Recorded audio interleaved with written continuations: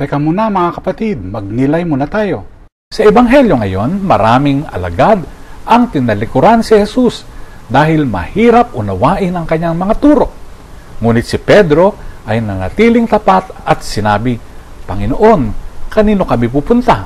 Ikaw ang may salita ng buhay na walang hanggan. Alam niyo ba na may mga bato na lumalaki? Sa Romania, may kakaibang mga bato na tinatawag na trovants na lumalawak kapag nauulanan. Sinisipsip nila ang mga minerals mula sa tubig at dahan-dahang lumalaki sa paglipas ng panahon.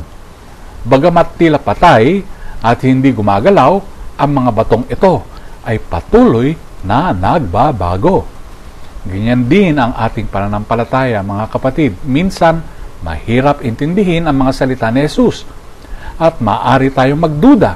Ngunit kung hahayaan nating sipsipin ng ating puso ang kanyang katotohanan, lalaki at lalakas ang ating pananampalataya, gaya ng mga batong lumalawak dahil sa tubig. Sa Gawa ng mga Apostol, gumawa ng mga himala si Pedro, kabilang ang muling pagkabuhay kay Tabitha. Ang simbahan noon ay maliit at inuusig, ngunit dahil sa pananampalataya, ito ay lumago at tumatag. Tulad ng trovants, hindi nananatiling maliit ang pananalig ng mga tapat. Ito ay lumalawak kapag dinidiligan ng biyaya ng Diyos. Marami ngayon na nag-aalinlangan sa kanilang pananampalataya, tulad ng ilan sa mga alagad na lumayo na kay Jesus. Ngunit, ipinapaalala sa atin ni Pedro na walang ibang daan patungo sa buhay na walang hanggan kung hindi si Kristo lamang. Handa ba tayong hayaang lumago ang ating pananampalataya kahit mahirap itong unawain minsan?